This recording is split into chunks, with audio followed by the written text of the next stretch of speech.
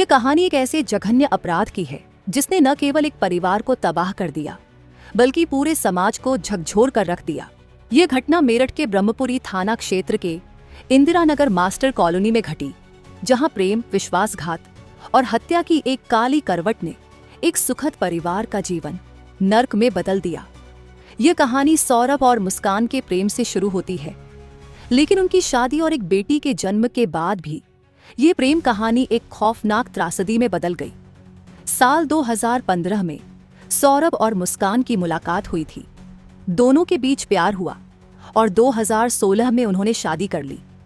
Saurabh merchant navy में अफसर थे, जिसके कारण उन्हें अक्सर लंबे समय तक समुद्र में रहना पड़ता था। इस दौरान मुस्कान अपनी बेटी के साथ मेरठ में किराए के मकान में रहती थी। उनकी जिंदगी में खुशियां थीं, लेकिन समय के साथ यह खुशहाली धीरे धीरे खत्म होने लगी।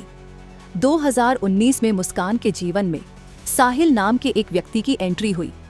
साहिल उसी मोहल्ले में रहता था और शुरुआत में दोनों के बीच दोस्ती थी, लेकिन यह दोस्ती धीरे धीरे एक खतरनाक मोहब्बत में बदल गई। साहिल मुस्कान की जिंदगी का हिस्सा बन गया और सौरभ की गैर मौजूदगी में वह उनके घर का भी हिस्सा बन गया। इस बीच सौरभ की पोस्टिंग लंदन में थी, जिसके कारण वह घर से दूर रहते थे। साल 2023 में सौरभ ने मुस्कान और साहिल के बीच की चैट देख ली। इसके बाद पति पत्नी के बीच अक्सर विवाद होने लगा। सौरभ ने मुस्कान को तलाक नहीं दिया और लंदन में अपनी नौकरी जारी रखी, लेकिन इस बीच साहिल ने मुस्कान से शादी करने की जिद करना शुरू कर दिया। यही वह मोड़ था जहां से यह कहानी एक भयानक मोड़ लेती है। 25 फरवरी 2025 को मुस्कान का जन्मदिन था। इससे एक दिन पहले 24 फरवरी को सौरभ जन्मदिन मनाने के लिए मेरठ आए, लेकिन इस दौरान पति पत्नी के बीच विवाद चल रहा था, क्योंकि सौरभ को मुस्कान और साहिल के संबंधों के बारे में पता चल गया था। 4 मार्च की रात मुस्कान ने सौरभ को खाने में बेहोशी की दवा दी। इसके बाद उसने साहिल को घर पर बुला लिया। दोनों ने मिलकर सौरभ के सीने में चाकू से ताबड़तोड़ वार कर उसकी हत्या कर दी। हत्या के बाद मुस्कान और साहिल ने सौरभ के शव के लगभग 15 टुकड़े किए और उन्हें प्लास्टिक ड्रम में भर दिया। इसके बाद ड्रम में सीमेंट और डस्ट का घोल डालकर शव के टुकड़ों को छुपा दिया गया। इसके बाद मुस्कान ने अपनी 5 साल की बेटी को मायके में छोड़ दिया और साहिल के साथ शिमला घूमने चली गई।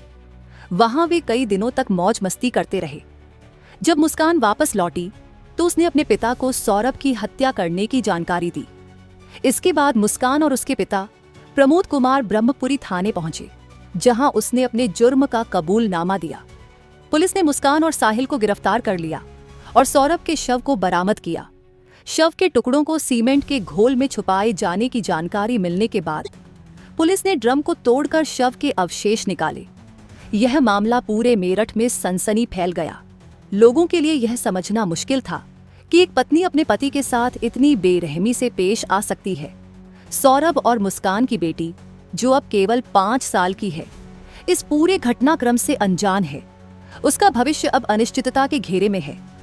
पुलिस जांच में यह बात सामने आई कि मुस्कान और साहिल ने पहले से ही इस हत्या की योजना बनाई थी। उन्होंने सौरभ को रास्ते से हटाने के लिए इस वारदात को अंजाम दिया।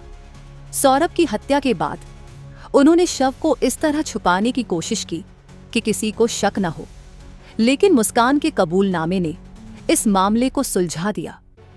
इस घटना ने न केवल सौरभ के परिवार को तोड़ दिया, बल्कि समाज में भी एक गहरा सवाल खड़ा कर दिया।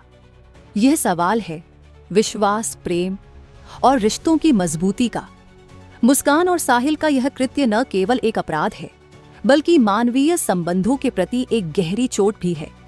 इस घटना ने यह साबित कर दिया कि प्रेम और विश्वास के नाम पर कितनी बड़ी कीमत चुकाई जा सकती है। सौरभ की हत्या के बाद उनके परिवार और दोस्तों के लिए यह एक बड़ा झटका था। उनकी बेटी, जो अभी इतनी छोटी है, उसके सामने एक अनिश्चित भविष्य है। उसे अपने पिता की मौत का सच कभी न कभी जानना ही होगा और यह सच उसके लिए एक बड़ा आघात होगा।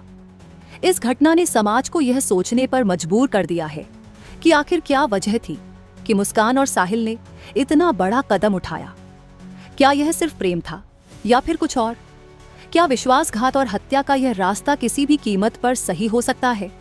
यह सवाल समाज के सामने खड़ा है। और इसका जवाब शायद कभी न मिल पाए। इस घटना ने यह भी साबित कर दिया कि अपराध चाहे कितना भी सोच समझकर किया जाए, लेकिन उसका राज ज्यादा दिनों तक छुपा नहीं रह सकता। मुस्कान और साहिल ने जिस तरह से इस हत्या को अंजाम दिया, वह न केवल बेरहमी भरा था, बल्कि पूरी तरह से नियोजित भी था। लेकिन अंत में सच सामने आ ही गया। इस कहानी का अंत बहुत ही दुखद है। सौरभ की हत्या ने न केवल उनके परिवार को तोड़ दिया, बल्कि समाज के सामने एक बड़ा सवाल भी खड़ा कर दिया। यह सवाल है कि आखिर कब तक हम ऐसी घटनाओं को देखते रहेंगे और कब तक हम अपने रिश्तों की मजबूती को लेकर सचेत रहेंगे।